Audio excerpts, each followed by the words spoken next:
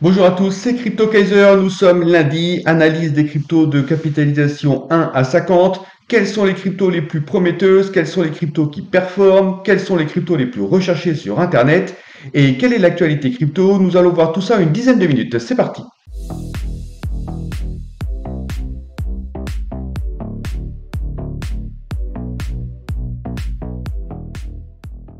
Alors, je ne suis pas chez moi, donc le son ne sera peut-être pas optimal, mais vous m'en excuserez. Donc, je débute rapidement. Donc, la capitalisation globale du marché crypto au 19 février 2023 qui s'est terminée à 1 heure du matin. Nous avons une capitalisation de 1161 dollars en légère baisse de 0,85%. Le Bitcoin accuse une baisse un peu plus importante, 1,42%. Il est à 24 278 dollars. L'Ethereum a baissé de 0,74% et les altcoins en très légère baisse de 0,35%, mais globalement, ils ont un peu mieux performé que le Bitcoin et l'Ethereum, hein, ça c'est normal. En général, c'est toujours le Bitcoin et l'Ethereum qui performent, mais ensuite les altcoins qui commencent à performer. C'est ce qui s'est passé ici. Alors regardons maintenant le graphique du Bitcoin. Donc, on avait atteint jeudi ce point haut. Pour rappel, ce point haut correspond à un précédent point haut qui datait du 14 août 2022. Ensuite, nous avions rebaissé. Le vendredi, nous avions repris une belle amplitude. Nous avions à nouveau dépassé ce fameux support qui était ce point haut ici, qu'on a eu du mal quand même à passer. Là, on a buté dessus. Là, finalement, on l'avait quand même passé ici. Ensuite, sur la journée du samedi, ça a été match nul entre les acheteurs et les vendeurs. Il n'y a pas eu de direction précise du marché. Ensuite, on a oscillé entre, encore une fois, ce point haut. Ça fait deux fois qu'on le touche. Une fois, deux fois qu'on le touche. Alors, attention par contre au double top. Ça, c'est pas bon, les double tops, c'est très bearish. Il faut faire attention à cette pattern-là. Donc également à noter, la clôture hebdomadaire a eu lieu. Donc on est venu s'arrêter pile ici sur la clôture hebdomadaire, c'est-à-dire qu'on a eu une grande bougie verte jusqu'ici. Donc ça veut dire que la lagging span s'est arrêtée ici. Maintenant, est-ce qu'on va franchir cette ligne-là ou est-ce qu'on va refouler en bas? C'est la raison pour laquelle j'ai laissé en rouge. Pour le moment, moi, je suis pas tout à fait sûr. Pour moi, c'est pas encore un support. On peut repartir en bas de cette ligne-là. Donc j'attends un petit peu. Là, ce qui semble se profiler, c'est qu'on va latéraliser, on va osciller entre ce point haut et ce point bas là, ce qui serait très bien, parce que vous savez, quand on monte comme ça rapidement, il faut absolument latéraliser, consolider, pour pouvoir après repartir avec une meilleure amplitude.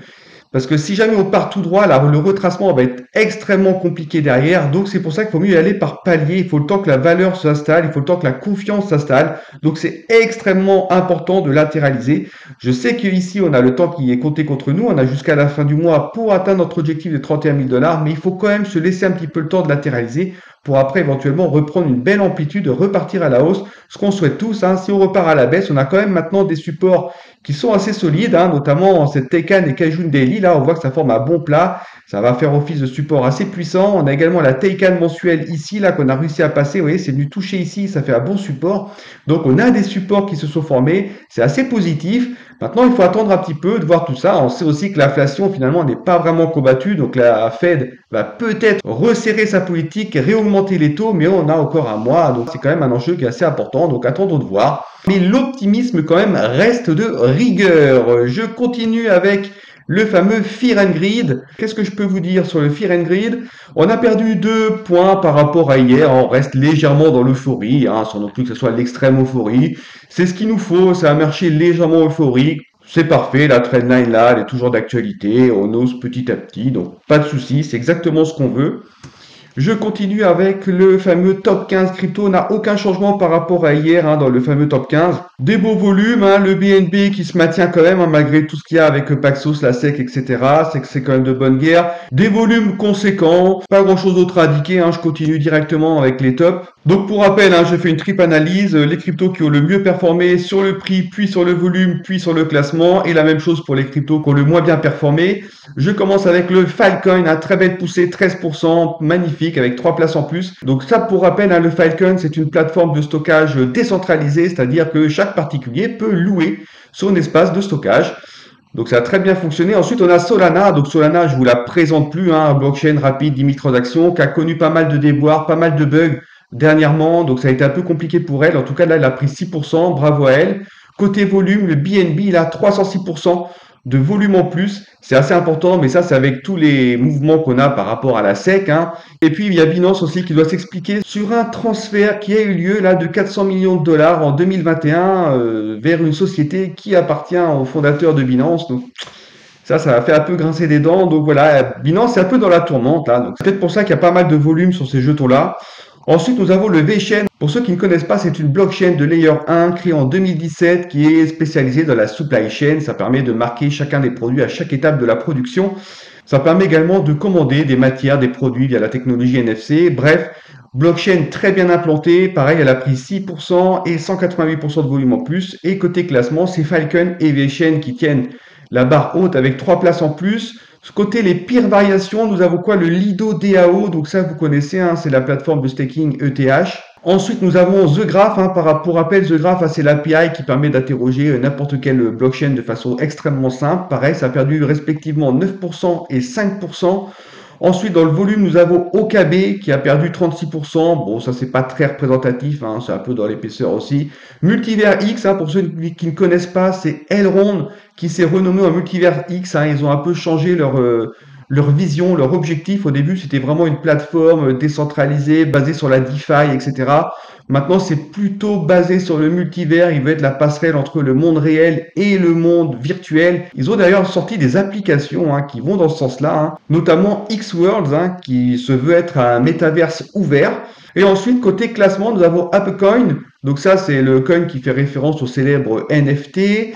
Et nous avons également Quant. C'est ce qu'on appelle un overledger. Ça permet d'interconnecter plusieurs blockchains entre elles et donc de pouvoir faire circuler de l'information et des données entre ces blockchains.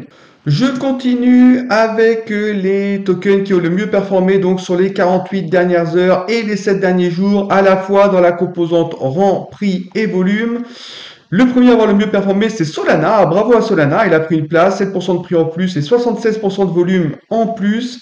Ensuite, on a Uniswap, pour ceux qui ne connaissent pas, c'est un DEX qui est sur Ethereum. Ensuite, on a le Filecoin en troisième position. Je viens de vous le présenter. Ensuite, on a VeChain qui est en quatrième position. Et pour terminer, on a le Shiba Inu qui a pris 1% côté prix et 32% côté volume qui termine le podium. Je continue sur les 7 derniers jours.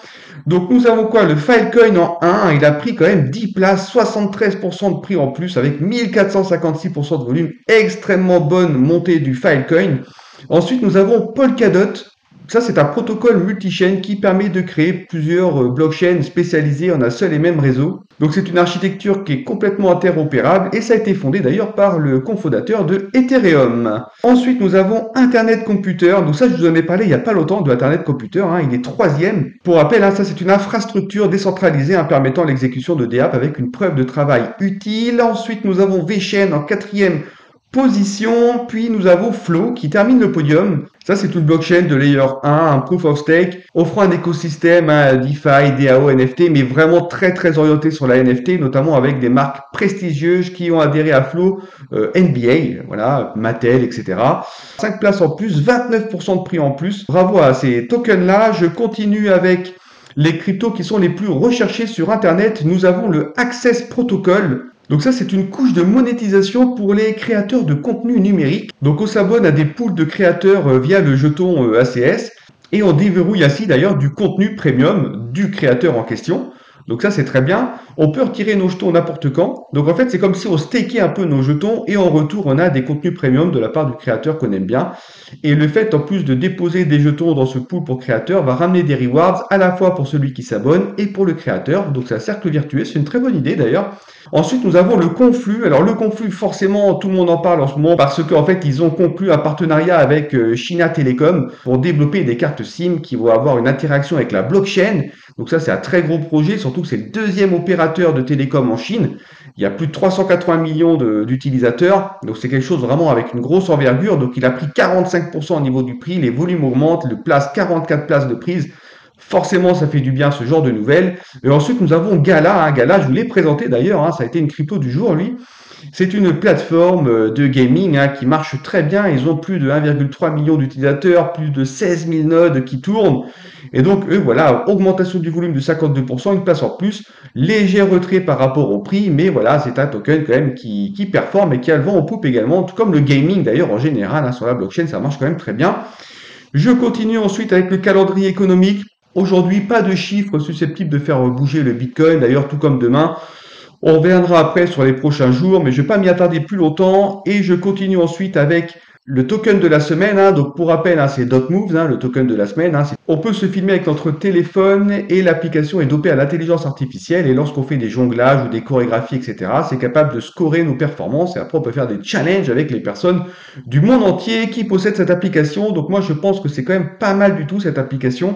Ça peut fonctionner, elle est encore un petit peu buggée, mais ça peut fonctionner si vraiment ils mettent le paquet dedans. Donc ce jeton est à suivre.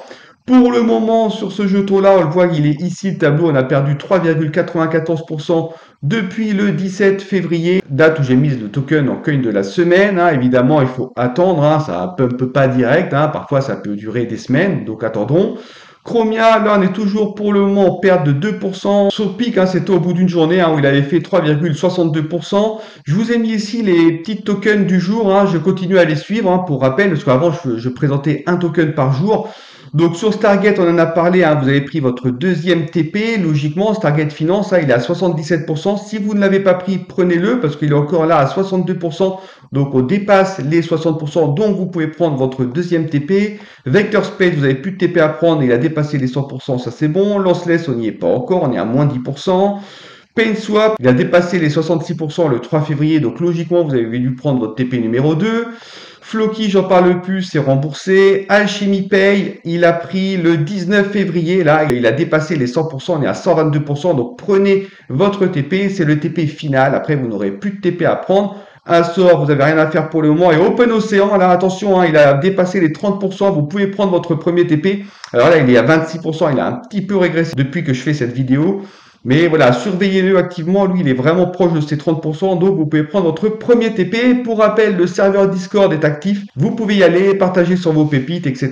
Discuter entre vous. Ça pourrait être intéressant, d'autant plus que la semaine prochaine, je suis en vacances et je communiquerai les tableaux directement sur le Discord. Comme ça, vous allez continuer à avoir une actualité, mais il n'y aura pas de vidéo, mais il y aura quand même les tableaux pour ceux qui suivent ça. N'oubliez pas de vous abonner, de mettre des commentaires et de liker cette vidéo. Je vous souhaite bon courage pour la reprise de votre semaine. Et quant à moi, je vous dis à demain pour les cryptos de capitalisation 51 à 250. Bye bye!